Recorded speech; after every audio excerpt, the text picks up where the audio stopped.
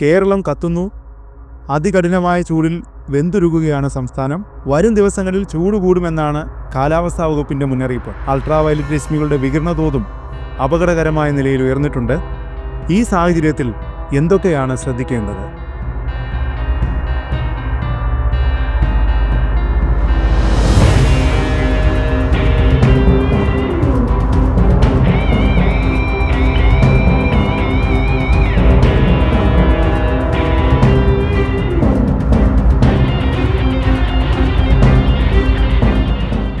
-40°C ഒരു ദിവസം നമുക്ക് കണ്ണൂർ എയർപോർട്ടിൽ ഉണ്ടാകുന്ന ഒരു സാഹചര്യം ഉണ്ടായി. അങ്ങനെ പൊതുവെ ഒരു ചൂടേറിയ വേനൽക്കാലമാണ് ഉള്ളത്. അത് പക്ഷേ ഒരു സ്ഥായിയായ മാറ്റമാണെന്ന് പറയാൻ പറ്റില്ല. പക്ഷെ കഴിഞ്ഞ ഗ്ലോബലി ഇന്ത്യയിൽ മറ്റൊരു സ്ഥലങ്ങളിൽ ഇത് സാധാരണഗതിയിൽ നമുക്ക് അൾട്രാവയലറ്റ് ഇൻഡെക്സ് കൊടുത്തുകൊണ്ടുള്ള ഒരു വാണിംഗ് കൊടുക്കുന്നില്ല ഇന്ത്യയിൽ മറ്റൊരു സംസ്ഥാനത്തും. കൂടാതെ UV ഇൻഡെക്സിൻ്റെ കാര്യത്തിൽ പ്രത്യേകമായി ശ്രദ്ധിക്കേണ്ട ഒരു കാര്യം എന്ന് പറയുന്നത് ഹൈ ആൾട്ടിറ്റ്യൂഡിൽ എപ്പോഴും ഇത് കൂടുതലായിരിക്കും. അതായത് ഇപ്പോൾ ഇടുക്കി, മൂന്നാർ സ്റ്റേഷൻ നമുക്ക് എപ്പോഴും അൾട്രാവയലറ്റ് ഇൻഡെക്സ് കൂടുതലായിരിക്കും രേഖപ്പെടുത്തുക. കേരളത്തിൽ അതിശക്തമായ ചൂടാണ്, കഠിനമായ ചൂട്. മാർച്ച് മാസം ആവുന്നേ ഉള്ളൂ. ഇനി 2 മാസം ചൂടുള്ള മാസങ്ങൾ വരാൻ പോവുകയാണ്. ഇപ്പോൾ തന്നെ ഇത്രയും ചൂടാണെങ്കിൽ അടുത്ത മാസം എന്താവുമോ എന്നുള്ള ആശങ്കയിലാണ് കേരളത്തിലുള്ളത്. എന്തുകൊണ്ടാണ് കേരളത്തിൽ ഇത്രയും ചൂട് അനുഭവപ്പെടുക? പെട്ടെന്നുണ്ടാകുന്നൊരു പ്രതിഭാസമാണ്. ഇത്രയും പച്ചപ്പുള്ള കേരളത്തിൽ എന്തുകൊണ്ടാണ് ഇത്രയും ചൂടെന്നുള്ളത് ശരിക്കും ആശങ്കയുണ്ടാക്കുന്നത്, അമ്പരപ്പം ഉണ്ടാകുന്നതാണ്. എന്താണ് ആ പ്രതിഭാസത്തിന്റെ പിന്നിലുള്ള കാരണം? എന്താ? ആദ്യത്തെ കാര്യം, നമ്മളൊരു വേനൽക്കാലത്താണ് പോകുന്നത്. നമ്മുടെ വേനൽക്കാലമാണ്. തീർച്ചയായും താങ്കൾ സൂചിപ്പിച്ച പോലെ രൂക്ഷമായ വേനൽക്കാലത്തിലാണ് നമ്മൾ കഴിഞ്ഞ കുറച്ച് വർഷങ്ങളായിട്ട് തന്നെ ഈ ഒരു ട്രെൻഡാണ് നമുക്ക് ഉള്ളത്. ഇതൊരു കേരളത്തിൻ്റെ മാത്രം പ്രശ്നം അല്ലെങ്കിൽ നമ്മുടെ പ്രാദേശികമായൊരു പ്രശ്നമല്ല, ആഗോളതലത്തിൽ തന്നെയുള്ള ഒരു വലിയ പ്രതിസന്ധിയാണ്. ലോകത്തെ ചരിത്രത്തിലെ ഇതുവരെ രേഖപ്പെടുത്തപ്പെട്ട ഏറ്റവും ചൂടേറിയ വർഷമാണ് 2024. അടുത്ത ഈ വർഷം ഒരുപക്ഷെ 2025 ആ റെക്കോർഡിനെയും ഭേദിക്കാനുള്ള സാധ്യതകളാണ് പല കാലാവസ്ഥാ ഏജൻസികളും നൽകുന്ന സൂചന.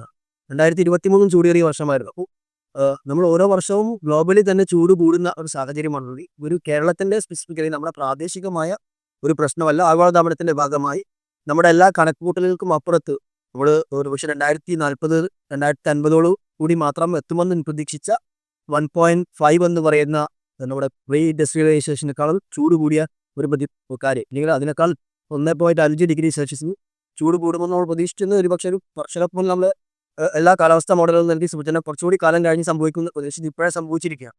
അപ്പം അത് നമ്മുടെ മാത്രം പ്രശ്നമല്ല, ലോകം മുഴുവനുള്ള ഒരു വിഷയമാണ്. കേരളത്തിൻ്റെ കോൺടെക്സ്റ്റ് നമ്മൾ നോക്കുകയാണെങ്കിൽ കേരളത്തിൽ തീർച്ചയായിട്ടും കഴിഞ്ഞ കുറച്ച് വർഷങ്ങളായിട്ട് നമുക്ക് വലിയ ചൂടുണ്ടാവുന്ന സാഹചര്യമുണ്ട്. ഇപ്പോൾ 2016 മുതൽ നമുക്കൊരു ട്രെൻഡുണ്ട്. 2019 ചൂടേറിയ വർഷമായിരുന്നു നമുക്ക്. 2024 നമുക്ക് ചരിത്രത്തിൽ ആദ്യമായി ഹീറ്റ് വേവ് ഔദ്യോഗികമായി ഡിക്ലെയർ ചെയ്യുന്ന കാലാവസ്ഥാ വകുപ്പിൻ്റെ ചില പ്രത്യേക കണ്ടീഷൻസ് സാറ്റിസ്ഫൈ ചെയ്യുമ്പോൾ മാത്രമാണ് കാലാവസ്ഥാ വകുപ്പ് നമുക്ക് ഔദ്യോഗികമായി താപതരംഗം അല്ലെങ്കിൽ ഉഷ്ണതരംഗം ഡിക്ലെയർ ചെയ്യാറുള്ളത്. അതുപോലും 2024 നമുക്ക് സംഭവിക്കുന്ന സാഹചര്യം ഉണ്ടായിരുന്നു. അതിന് സമാനമായ രീതിയിലാണ് 2025 വേനൽക്കാലം നമുക്ക് കടന്നു പോകുന്നത്. നമുക്ക് ജനുവരി മാസത്തിന് വലിയ ചൂടായിരുന്നു. ഫെബ്രുവരി മാസത്തിലും നമുക്ക് വലിയ ചൂടാണ് രേഖപ്പെടുത്തപ്പെട്ടത്. ഫെബ്രുവരിയിൽ ഒരു പക്ഷേ പല സമയത്തും ഇന്ത്യയിൽ തന്നെ ഏറ്റവും ചൂടേറിയ പ്രദേശമായിട്ട് അല്ലെങ്കിൽ സ്റ്റേഷനുകൾ കേരളത്തിലായിരുന്നു ഉണ്ടായിരുന്നത്. 40°C ഒരു ദിവസം നമുക്ക് കണ്ണൂർ എയർപോർട്ടിൽ ഉണ്ടാകുന്ന ഒരു സാഹചര്യം ഉണ്ടായി. അങ്ങനെ പൊതുവെ ഒരു ചൂടേറിയ വേനൽക്കാലമാണ് ഉള്ളത്. അത് പക്ഷേ ഒരു സ്ഥായിയായ മാറ്റമാണെന്ന് നമുക്ക് പറയാൻ പറ്റില്ല. പക്ഷെ കഴിഞ്ഞ കുറച്ച് വർഷങ്ങളിൽ നമ്മുടെ അനുഭവം വെച്ച് നോക്കുകയാണെങ്കിൽ ഇതിന് അങ്ങോട്ടുള്ള വേനൽക്കാലങ്ങൾ അടുത്ത വർഷങ്ങളിൽ വരും വർഷങ്ങളിലും രൂക്ഷമായ വേനൽക്കാലങ്ങൾ തന്നെയാണ് നമുക്ക് മുന്നിൽ പ്രതീക്ഷിക്കാനുള്ളത്. അപ്പോൾ പൊതുവെ ചൂട് കൂടുന്ന ഒരു പശ്ചാത്തലം സാഹചര്യം ലോകം മുഴുവനുണ്ട്.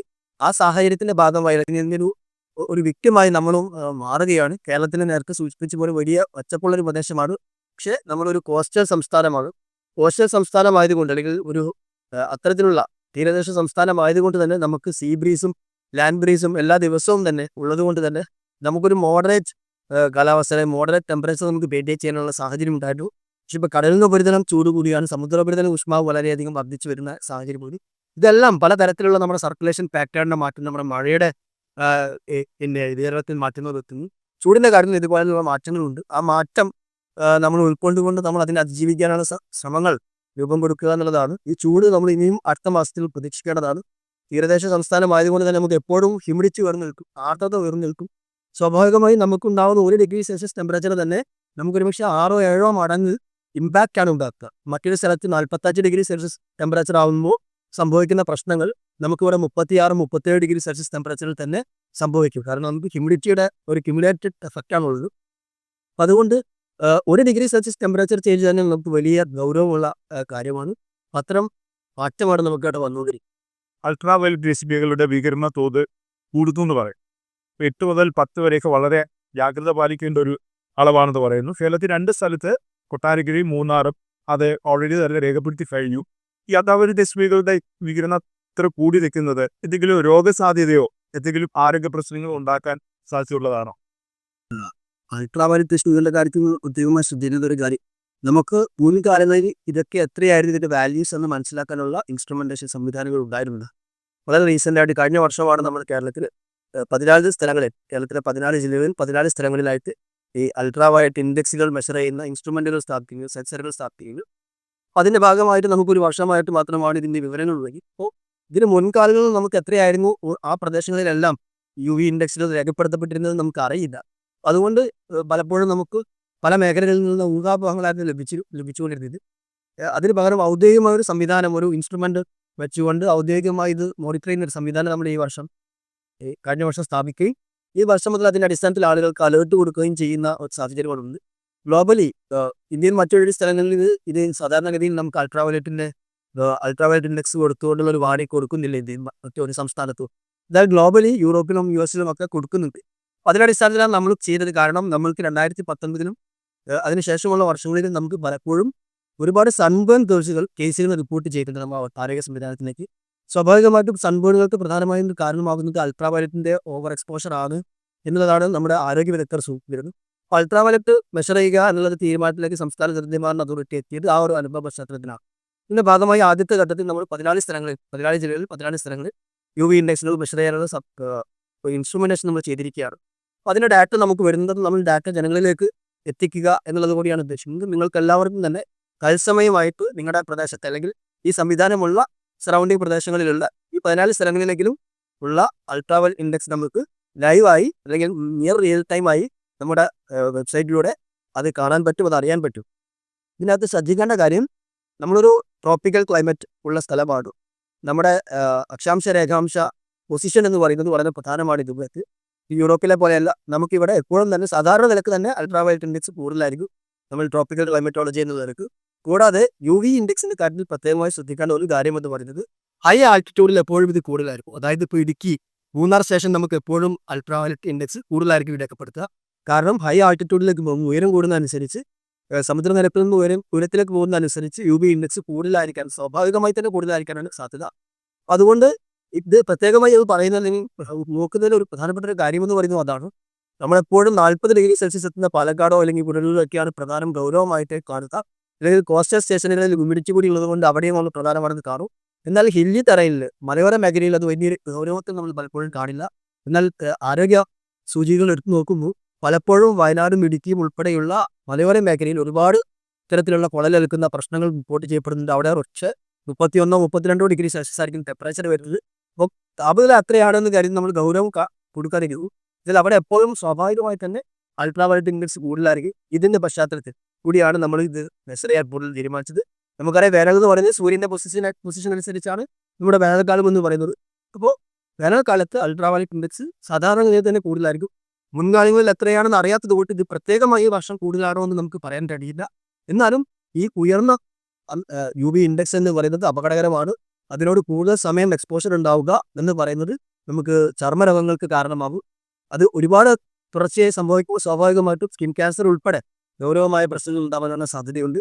കൂടാതെ നമുക്ക് നേത്രരോഗങ്ങൾക്കുള്ള കാരണമാവാൻ സാധ്യതയുണ്ട്. കിഡ്നി രോഗങ്ങൾ അനുഭവിക്കുന്നത്, റേഡിയേഷൻ ചെയ്തുകൊണ്ടിരിക്കുന്ന, റേഡിയോ തെറാപ്പികൾ എടുത്തുകൊണ്ടിരിക്കുന്ന നമ്മുടെ ക്യാൻസർ പേഷ്യൻസ് പോലെയുള്ള ആളുകൾക്ക് കൂടുതൽ വൾനറബിൾ ആവാനുള്ള സാധ്യതയുണ്ട്.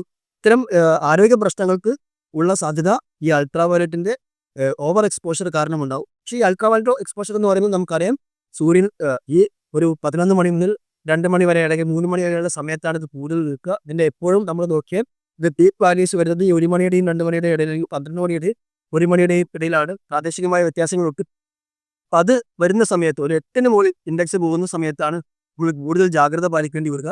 ഈ ഒരു 5 മണിയോട് കൂടി അല്ലെങ്കിൽ 4 മണിയോട് കൂടി ഇൻഡെക്സ് 0-ലേക്ക് തന്നെ തിരിച്ചെത്തും. അപ്പം അങ്ങനെയാണ് ഒരു സൈക്കിൾ എന്ന് പറയുന്നത്. ഒരു 8 മണി, രാവിലെ 8 മണി 9 മണി ആകുമ്പോഴാണ് ഇൻഡെക്സുകൾ അല്ലെങ്കിൽ അൾട്രാവയലറ്റ് രശ്മികൾ കാര്യമായി പതിച്ചു കൊടുക്കുക. ഇത് കൂടുതലാവുക 11 മണിക്ക് ശേഷമുള്ള സമയത്ത് അല്ലെങ്കിൽ 11 മണിയോട് കൂടി ചേർന്ന സമയത്താണ്. അപ്പം ആ സമയത്ത് പുറം ജോലികളിൽ ഏർപ്പെടുന്ന ആളുകൾ, നേരിട്ട് സൂര്യപ്രകാശം ശരീരത്തിൽ ഏൽക്കുന്ന ജോലികളിൽ ഏർപ്പെടുന്ന ആളുകൾ പ്രത്യേകമായി ജാഗ്രത പാലിക്കണം. പരമാവധി നമ്മുടെ ശരീരത്തിൽ നേരിട്ട് ഏൽക്കാതെ നമ്മൾ ശ്രമിക്കണം. അപ്പോൾ വസ്ത്രങ്ങൾ ധരിക്കുമ്പോൾ ഫുൾ കവേർഡ് ആയിട്ടുള്ള വസ്ത്രങ്ങൾ ധരിക്കാൻ ശ്രമിക്കുക. നമ്മുടെ കൾച്ചറൽ പ്രാക്ടീസാണ് നമ്മുടെ വസ്ത്രങ്ങളൊക്കെ തീരുമാനിക്കുന്നത്.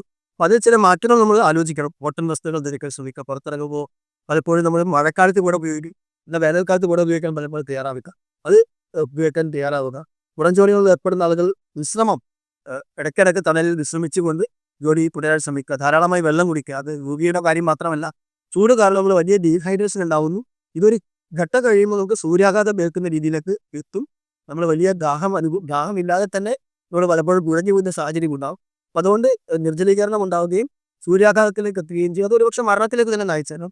2024 നമുക്ക് 5 മരണങ്ങൾ ഔദ്യോഗികമായി തന്നെ റിപ്പോർട്ട് ചെയ്യപ്പെട്ടിട്ടുണ്ട്. ഒരുപക്ഷെ നമ്മൾ ശ്രദ്ധിക്കപ്പെടാതെ പോകുന്ന മരണങ്ങളും ഉണ്ടാകും കോമോർബിഡിറ്റിയൊക്കെ കാരണം. അപ്പോൾ അതുകൊണ്ട് നമുക്ക് മറ്റ് രോഗങ്ങളുള്ള ആളുകൾക്ക് ബാധിക്കാനുള്ള സാധ്യത കൂടുതലാണ്. അപ്പോൾ അതുകൊണ്ട് ധാരാളമായിട്ട് വെള്ളം കുടിക്കാൻ ശ്രമിക്കുക. തണൽ എപ്പോഴും ശരീരം തണുപ്പിക്കാൻ നോക്കണം. ഒരു ക്ഷീണം അനുഭവപ്പെട്ടാൽ ഉടനെ തന്നെ വിശ്രമിക്കാൻ നമ്മൾ തയ്യാറാവണം. ഇത്തരം കാര്യങ്ങൾ ശ്രദ്ധിക്കണം. അൾട്രാവയലറ്റ് ഇൻഡെക്സുമായി ബന്ധപ്പെട്ടുകൊണ്ട് പറയാനുള്ള കാര്യം, ഈ എക്സ്പോഷർ പരമാവധി കുറയ്ക്കാനുള്ള ഒരു ജാഗ്രത നമ്മുടെ ഭാഗത്ത് നിന്ന് ഉണ്ടാവുക എന്നുള്ളതാണ്. ഒരുപക്ഷെ നമ്മുടെ ജില്ലയിലെ സ്റ്റേഷൻ കുറച്ചുകൂടി സേഫർ ലൊക്കേഷനാണ് ഉള്ളത് എന്നുള്ളത് കൊണ്ട് അവിടെ കുറഞ്ഞിരിക്കാം. എന്നാൽ നമ്മൾ ക്ലിയർ സ്കൈ ആണെങ്കിൽ തീർച്ചയായിട്ടും അൾട്രാവയലറ്റ് ഇൻഡെക്സ് കേരളത്തിൽ എല്ലായിടത്തും തന്നെ കൂടുതലാകാനാണ് സാധ്യതയുള്ളൂ. ക്ലിയർ സ്കൈ ആണെങ്കിൽ, മേഘങ്ങളില്ലെങ്കിൽ തീർച്ചയായിട്ടും UV ഇൻഡെക്സും UV പരമാവധി നമ്മുടെ പിന്നെ ഭൂമുപരിതലത്തിൽ എത്താനുള്ള സാധ്യതയുണ്ട്. ഇപ്പോൾ നമ്മൾ വെച്ചിട്ടുള്ള സ്റ്റേഷനുകൾ ഉള്ള പ്രദേശങ്ങളിലാണ് നമുക്കിപ്പോൾ നമ്മളത് വെച്ചിട്ടുള്ളത്. എല്ലാ സ്ഥലങ്ങളെയും മനസ്സിലാക്കാനുള്ള ഒരു പഠനാവശ്യങ്ങൾ കൂടി വെച്ചുകൊണ്ടാണ്. എന്നാൽ അതിൻ്റെ അടിസ്ഥാനത്തിലാണ് നമ്മൾ വാർണിംഗ് ഇഷ്യൂ ചെയ്യുന്നത്. അപ്പോൾ അതുകൊണ്ട് പൊതുവെ തന്നെ നമ്മൾ ഈ പരമാവധി ഈ സമയത്ത് കേരളത്തിൽ എല്ലായിടത്തുമുള്ള ആളുകളും എക്സ്പോഷർ പരമാവധി കുറയ്ക്കുന്നതാണ് ഉചിതമായിരിക്കുക. വളരെ നന്ദി സാർ, ഇത്രയും വിലപ്പെട്ട കാര്യങ്ങൾ പങ്കുവെച്ച്. Thank you.